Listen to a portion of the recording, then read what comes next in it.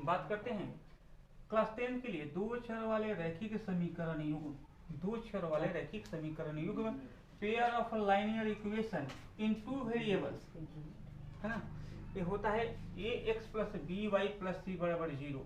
दो चर वाला रैखिक समीकरण में दो चर होते हैं, एक होता है x और एक होता है y, और ये c है जो अचर पद है। A X plus B Y plus C बराबर 0, जहाँ ए बी सी प्रकृत संख्याएं हैं, है ना, और वहाँ a बराबर नहीं होना चाहिए 0, b बराबर नहीं होना चाहिए 0, ऐसे रूप को समीकरण जो होता है उसे दो चर वाले रैखिक समीकरण कहते हैं। तो ये हम लोग ये बात पहले जानेंगे कि दो चर वाले रैखिक समीकरण क्या हैं।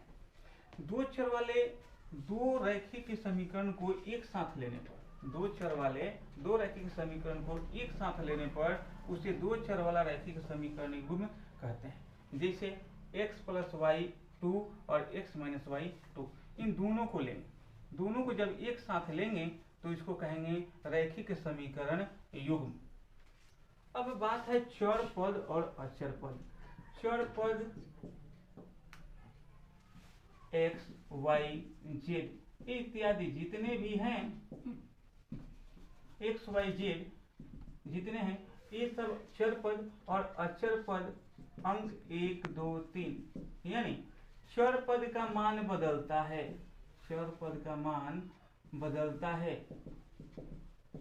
किंतु अचर पद का मान नहीं बदलता। एक है तो एक ही रहेगा, दो है तो दो रहेगा, तीन है तो तीन रहेगा।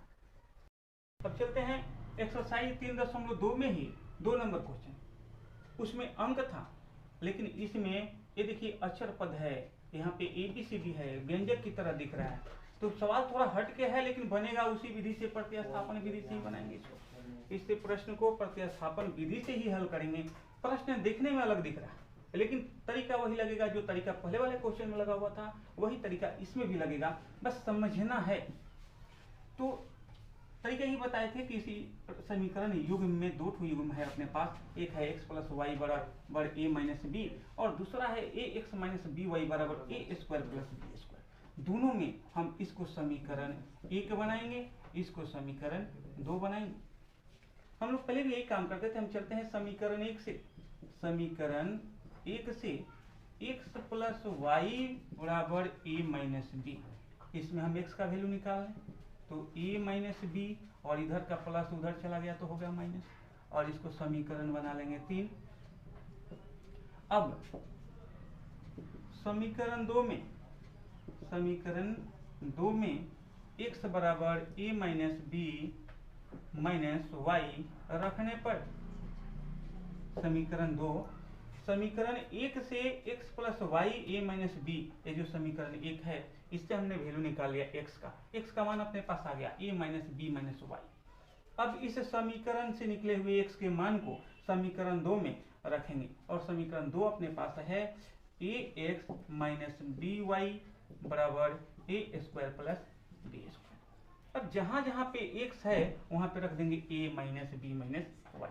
यहाँ पे x है a into A minus B minus Y, और माइनस बी वाई पहले से मौजूद है, और A square plus B square.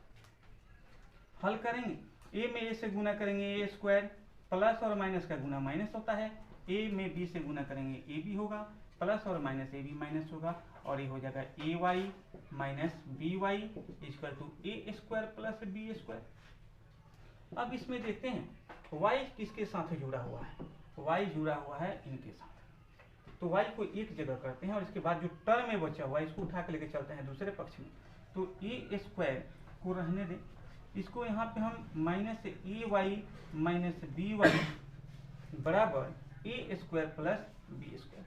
अब यहाँ पे जो ये पद है ए स्क्वायर माइनस ए बी, इसको उठा के दूसरे पक्ष में ले जाएंगे। तो तरीका है हम लोग के पास एक कि अगर माइनस हो तो उधर जाके प्लस होता है, यानी लेफ्ट से राइट में जाते हैं, और राइट से लेफ्ट में, यानी पक्षांतर जब भी किसी भी पद का करते हैं तो चिन्ह बदलता है। तो माइनस प्लस में प्लस बदलता है माइनस में, गुना बदलता है भाग में, और भाग बदल जाता है गुना में।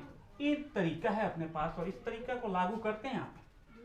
ये प्लस है तो इधर आके माइनस हो जाएगा, और ये माइनस है तो इधर आके प्लस हो जाएगा। यहाँ पे हम y माइनस वाई को कॉमन कर लेते हैं तो a और यहाँ पे प्लस हो जाएगा b, और ये देखिए a minus A square plus A square cut गया तो बचेगा b square plus A B. अब यहाँ पे सवाल है minus Y A plus B है बराबर B square plus A B है। इसमें जो कॉमन है उसको देखते हैं। कॉमन है b तो b को कॉमन निकालेंगे तो बचेगा b plus A minus Y b a plus B कर देते हैं और यहाँ पे b into B plus A को हम a प्लस बी लिख सकते हैं। b प्लस ए को a प्लस बी लिख सकते हैं क्योंकि दोनों का चिन्ह प्लस है। माइनस वाई y के साथ में गुना में है a प्लस बी तो b और यहाँ पे a प्लस बी है और इधर गुना में है तो इधर आके भाग में। अभी तरीका बताए हैं कि गुना बदल जाता है भाग में और भाग बदल जाता है गुना में, तो a प्लस हो जाएगा b, एक कट जाएगा। यहाँ पे माइनस वाई बराबर b हो गया। यहाँ पे देखिए गुणांक में एक रहता है इसलिए y बराबर b बटा माइनस वन, यानी y बराबर होगा माइनस b। y का वैल्यू आ गया माइनस b। अब y का मान समीकरण 3 में रखने पर, समीकरण 3 में रखने पर, समीकरण 3 है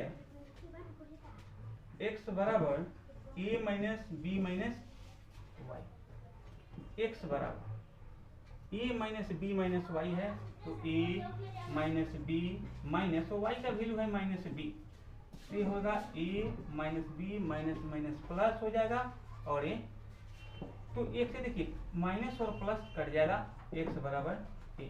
तो अपना आंसर हो रहा है x बराबर a और y बराबर माइनस b। सवाल पे ध्यान देंगे एक बार।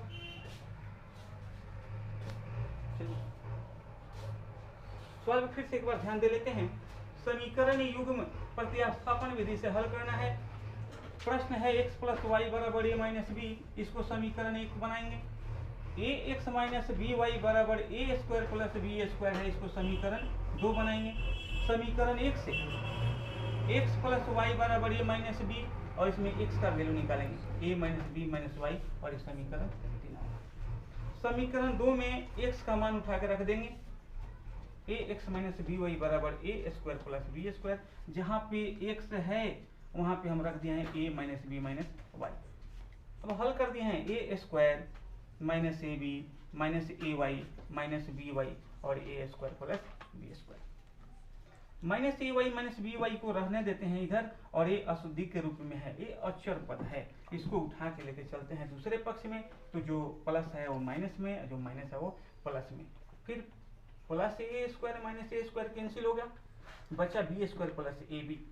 अब हम B square plus A B में बी को कॉमन लेते हैं क्योंकि दोनों में बी शामिल था तो बी प्लस ए बच गया। हम इसको ए प्लस बी लिख दिए, क्योंकि चिन्ह एक साथ है तो लिखने में कोई दिक्कत नहीं। Minus Y A plus B इधर गुना में इधर लाकर भाग में कर दिया, भाग में लाने से कट गया। माइनस वाई यहाँ पे एक रहता है गुणांक में यहाँ क्या छुपा रहता है, एक छुपा रहता है। इसको हम लोग इधर गुना तो इधर भाग में लेते हैं और बी में -1 से भाग देंगे तो माइनस बी आएगा, तो माइनस बी निकल गया, यानी y का वैल्यू आ गया माइनस बी। अब y का मान समीकरण 3 में रख देंगे तो x का वैल्यू निकल जाएगा। a minus B minus Y समीकरण 3 था, लेकिन y का जो वैल्यू था माइनस में था, तो इसको टर्म को हम पोस्ट में ले लिए हैं, क्योंकि माइनस और माइनस हो जाता है प्लस, तो प्लस और माइनस कैंसिल, तो x का मान आ गया a। तो x का मान अपने पास आ गया a और y का मान आ गया माइनस b।